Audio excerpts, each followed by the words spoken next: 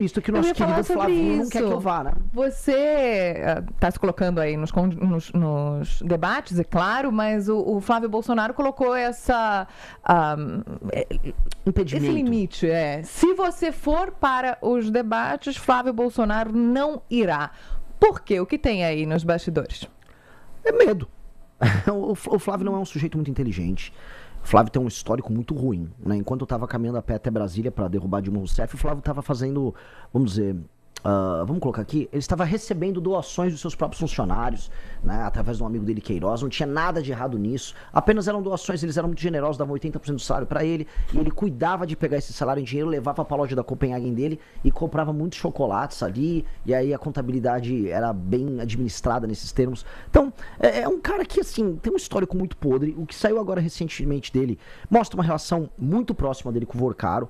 Ninguém financia um filme B, vamos falar a verdade, aquele filme que estão fazendo do pai dele, é um filme B, com 143 milhões, 134 milhões, desculpa. Já foi demonstrado que a empresa que recebia o dinheiro, ela comprou uma casa no Texas, curiosamente habitada pelo irmão dele. Então, a gente falar que ele teria condições de me encontrar num debate, realmente é meio viagem, ele não gostaria não.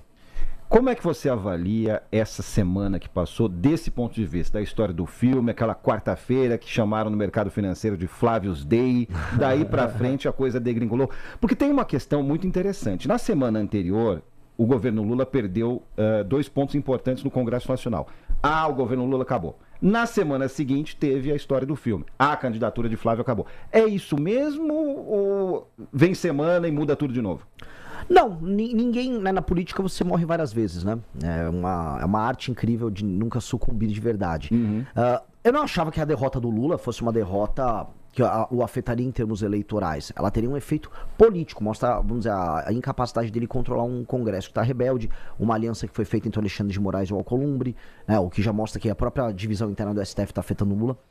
Mas, eleitoralmente, o eleitor do Lula não ia ser afetado por aquilo. Agora, eleitoralmente, vamos dizer, a pessoa que vota no Flávio, uma parte dela, sim. Porque uma coisa é antipetismo, outra coisa é o bolsonarismo. Todo bolsonarista é antipetista, mas nem todo antipetista é bolsonarista. E tem muitas pessoas que se apegam a uma agenda ética. Tem muitas pessoas que já estavam assim, eu vou ter que empurrar esse Flávio ladeira acima, né? E aí essas pessoas não querem mais empurrar ele ladeira acima. Então o Flávio, ele teve muitas defecções no eleitorado dele. As próximas pesquisas vão trazer eleitorado urbano, eleitorado feminino e urbano. As pessoas com um pouco mais de escolaridade, essas pessoas vão pular fora do Flávio. E eu vou aproveitar para fazer uma pergunta. Quem é o seu eleitorado? Qual o perfil dos seus eleitores? Bom, eu espero que seja todos os brasileiros, né? Todas as pessoas nascidas em território brasileiro aptas a votar.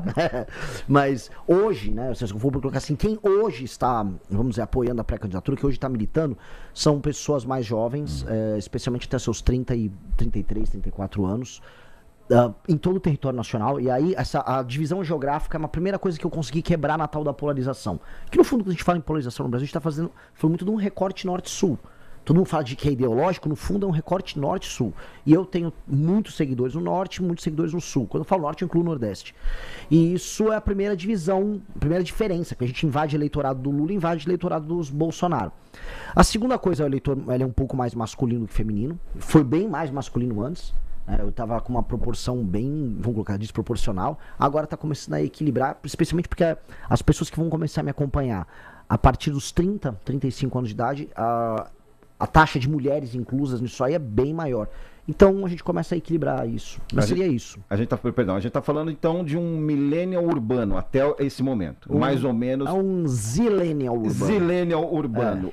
Por quais caminhos o Renan Santos vai bater na porta dessas pessoas que não fazem parte hoje, maio, né? A partir de hoje, dessa configuração desse perfil? A real, eu não vou mudar nada. Porque a mensagem, se eu apresentar, e eu já fiz esse teste, se eu apresentar a minha mensagem com o rosto de um político conhecido que essa pessoa gosta, ela vai falar, nossa, tá perfeita a mensagem. A questão toda é que as pessoas não me conhecem, eu sou mais desconhecido dentre todos, e há uma questão, as pessoas mais velhas já estão mais apegadas à polarização do que as mais novas. A polarização responde a um modelo de pensar política que todo mundo 40 a mais tem, não só no Brasil, mas no mundo todo. Você tem uma clivagem conservador, progressista nos Estados Unidos, tinha na Inglaterra, no mundo todo tinha esse desenho que vem muito do lado do período da Guerra Fria. Invadir vamos dizer, esse espírito dessa pessoa é demonstrar pra ela que, por exemplo, já que se eu for buscar um eleitor que é antipetista, é demonstrar que eu sou antipetista. Hoje ele não acredita, hoje ele acredita, não, Flávio, porque ele é da família do Bolsonaro, ele é o inimigo natural do PT.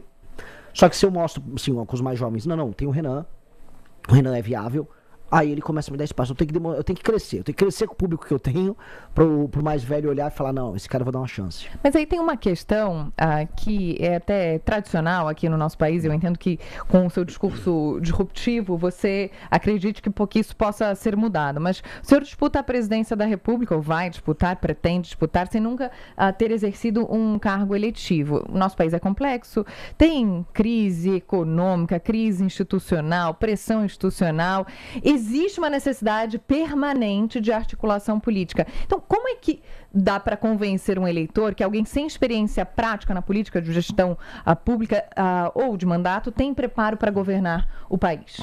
Bom, a gente pode começar com um exemplo contrário. A Dilma Rousseff tinha grande experiência política e ela caiu, foi uma péssima governante. A gente pode trazer inúmeros exemplos de boas gestões que foram feitas por pessoas que não tinham experiência e de más gestões por pessoas que tinham experiência. E o contrário também. Não é isso, no fundo, que determina nem o sucesso de uma liderança política, nem o insucesso dela.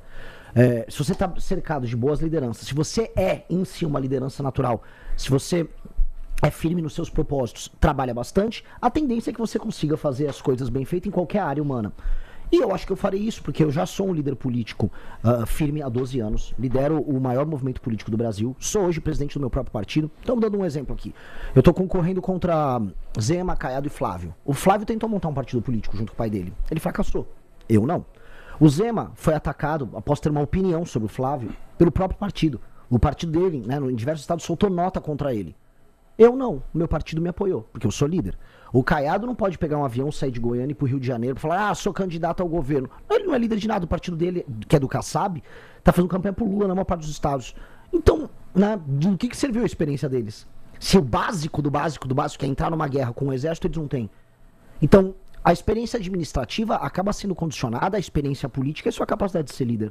E nesse sentido eu estou alguns passos na frente de todos eles. Excelente referência que você trouxe, Renan, a questão da Dilma Rousseff, porque a Dilma Rousseff, ela é eleita, endeusada inclusive por parte do empresariado brasileiro, numa grande onda positiva do petismo, mas ela acaba caindo. E muito se diz, né, que ela cai por quê? Porque ela não consegue viver o dia a dia do nosso presidencialismo de coalizão, que é essa relação muito peculiar, para não falar outra coisa, da presidência da República com o Congresso Nacional. Qual que é a sua visão, qual que é a visão do Missão a respeito disso? Bom, esse aqui para mim é o tema mais importante do Brasil.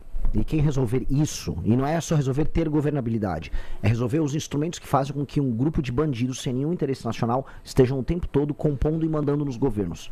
Quem resolver isso, resolve o Brasil. Tá? Então, eu tenho um livro publicado agora, o livro amarelo, que é o livro de propostas do partido, em que a gente traz o que a gente chama de lei de responsabilidade gerencial. E se eu puder me estender um pouquinho mais nessa resposta, é bem importante, porque para entender isso, a gente tem um modelo no Brasil, que é o tal do presidencialismo de coalizão, que faz com que o presidente da República, mesmo vencendo a eleição, ele é obrigado a ganhar uma segunda eleição, que é a composição do governo. Em países parlamentaristas, ao formar um primeiro-ministro, você consegue já ter a maioria, porque você só é primeiro-ministro da maioria no parlamento. No nosso modelo, não, é um modelo esquizofrênico, maluco, que um presidente tenha, vamos dizer, 50% mais um dos votos, e não obstante, ele não consegue governar. Então, um modelo que não é funcional, é um dos modelos mais estúpidos que tem. E do outro lado, nós temos uma coisa que é bem brasileira, tipo uma jabuticaba, que é o centrão, que é o político que é eleito comprando votos eleitores. E sim, assim, não é um exagero que eu tô falando, o voto é comprado e a compra acontece ou no momento da eleição ou durante o mandato do político. E com base nisso, ele precisa o tempo todo ter um caixa 2, uma operação de dinheiro que fique rodando para ele ficar municiando a troca de favores dele com o eleitor, com seus prefeitos e vereadores. E aí esse deputado federal, que não tem compromisso com nenhum tipo de ideia, com nenhum tipo de visão de Brasil, ele fica apenas colocando uma faca no pescoço do presidente em questão para aderir ao governo mediante troca de favores. Este é o grande problema, que a Dilma não soube lidar, que na verdade ninguém sabe lidar. Muita gente tenta resolver isso aqui no topo. O correto é a gente resolver na base. E resolver na base como? Entender o que faz um deputado tão canalha assim ser eleito. E essa é a questão que a gente precisa mudar. As pessoas vendem o voto para os políticos porque elas são muito pobres e muito dependentes na base. E os políticos não entregam nenhum tipo de melhoria. E mais, hoje um prefeito é apenas um instrumento de, vamos dizer, de guarda das emendas que são enviadas pelo deputado. Nós vamos inverter a pirâmide. E qual é a ideia? Nós vamos fazer os prefeitos, para receber qualquer emenda e para receber inclusive o fundo de participação dos municípios, o FPM, terem que ter desempenhos indicadores. Assim, por exemplo, se eu não aumentar a taxa de cobertura de esgoto, se não aumentar o ranking do SAEB, se não melhorar a fila nas suas UBSs, você não recebe dinheiro. Vai um comissário do governo federal e não recebe dinheiro. Então, para obrigar eles. Se o prefeito não cumpre as metas, o prefeito fica inelegível. E aí ele não pode participar da eleição. E aí, a parte de incentivo é, se o prefeito vai bem e cumpre as metas, aí sim o seu partido recebe o fundo partidário. Por quê? Eu retiro do deputado todo o poder que ele tem em determinar um sucesso ou um fracasso no prefeito, baseado no critério de que o deputado apenas quer do prefeito que ele obtenha votos para ele. Mas isso não abriria espaço para uma judicialização? Porque tem as questões constitucionais, o dinheiro da saúde, o dinheiro da educação. Até antes, né? Não, mas... Claro, pode... É justamente obedecido à Constituição. O dinheiro vai para o município. Só que a forma como o dinheiro é entregue, a velocidade que ele é entregue, é mediante a aplicação de políticas públicas. Hoje o prefeito recebe dinheiro e larga. E faz o que ele precisa fazer. Ele não está nem um pouco compromissado com as metas.